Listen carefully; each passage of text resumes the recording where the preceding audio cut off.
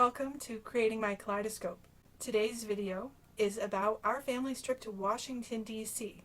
and how that was a super frugal vacation and we still had a ton of fun and learned a lot.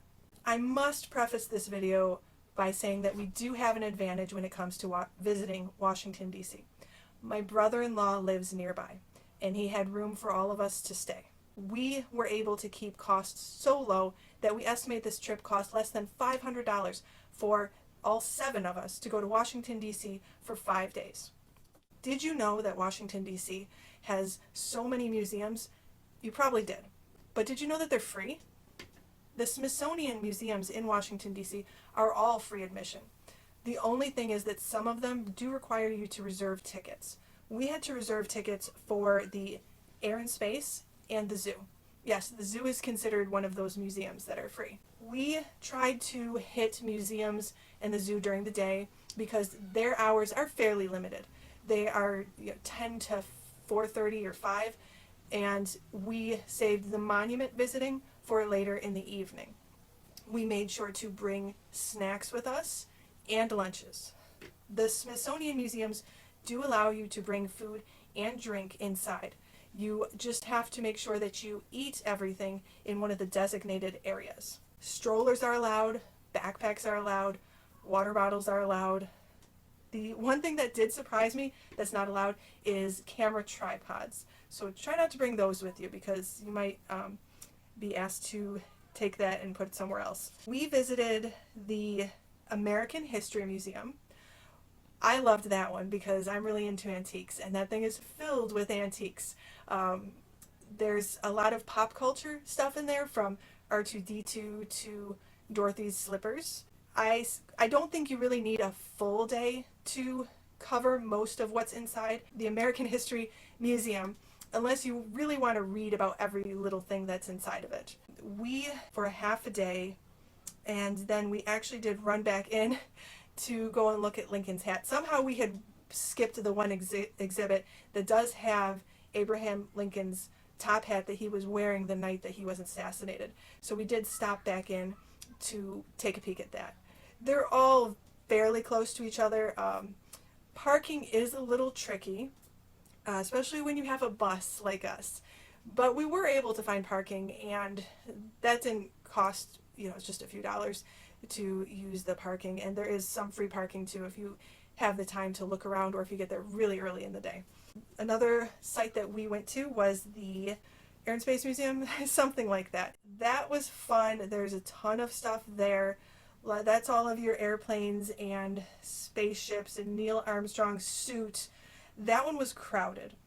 And here is where I will give you a big warning. You have to reserve tickets for that museum. If you reserve tickets for that museum later in the day, or you don't reserve tickets and try to get standby tickets, you will be in a very, very, very long line. Please do yourself a favor because you want to go see this one, and get your tickets for an early time. That's the thing about the tickets you reserve for this one in the zoo that we went to. They are timed tickets. Trust me, I know how difficult it is to get kids packed up into a certain place at a certain time. But if you can do it, either like 10 o'clock or 11 o'clock, get your tickets for those times. And you will be thankful that you did when you see the lines outside. We also did the zoo, the Smithsonian Zoo. That is not quite in DC. That's a little ride outside of where the mall is and all of that. There is paid parking there. There's also a bunch of streets that you can park on. Just read the signs and pay attention to fire hydrants and that sort of thing, and you should be okay. The zoo is a lot of walking. Bring your stroller because kids will want to sit down and take a break. There's a lot of things to see, but they are pretty spread out, and there's a hill to it, so little legs might get tired. I will warn you, do not bring your nicest stroller with you, or any stroller that you're super attached to. We didn't have any issues, but here's the thing. There's a lot of houses. There's a reptile house, there's a bird house, there's a small mammal house, there's all these houses. Some of them would not let us bring the stroller inside, and there's stroller parking outside the doors where you go in. Now my brother-in-law, he goes to the zoo all the time, and he says he always leaves a stroller, never had an issue at all. And I would hope you wouldn't have an issue, but like I said, if you have a super expensive stroller or something you're really attached to, maybe don't bring it to the zoo. We also did the Natural History Museum. And this is the one that was in that movie, The Night at the Museum. There is a lot to see here, from the dinosaur bones to the Hope Diamond. There's a lot of interactive stuff for the kids. I was happy to see that there was things that they could actually not just look at, but do things with. This was busy and crowded in spots. They do have a nice cafeteria where you can bring your lunch and go sit down and eat, with a very big megalodon that the kids were just amazed. They all wanted pictures with the megalodon hanging from the ceiling. He was pretty cool. There's plenty to see there. I would definitely make sure you have a good amount of time at the Natural History Museum, because it is huge, and because it's kind of crowded, there are spots it's difficult to get around. Like with the Hope Diamond, there's just this crowd around the display case constantly. It is nice that they have it so the diamond spins, so it doesn't really matter what side of the case you stand on, you'll still be able to see it, but it's hard to get in there. So definitely give yourself some time in that museum.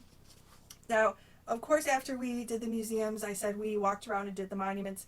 Again, strollers are a good idea because they are spread out as well, and little legs are going to get tired.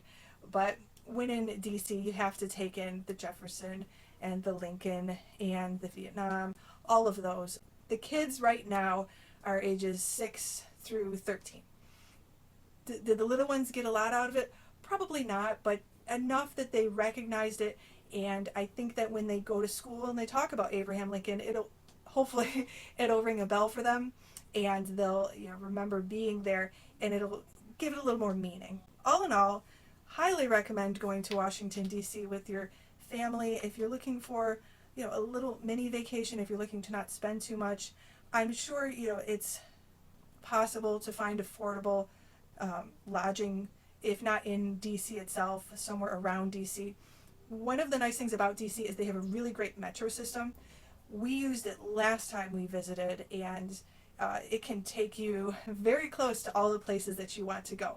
So with a little research into lodging and looking at the transportation options that you have, even if you don't have a brother-in-law to stay with, I am confident that you can do DC on a budget. Thank you for joining me for this video. Make sure to subscribe and like this video if you'd like to see more of our frugal travel videos and other videos about our family's journey.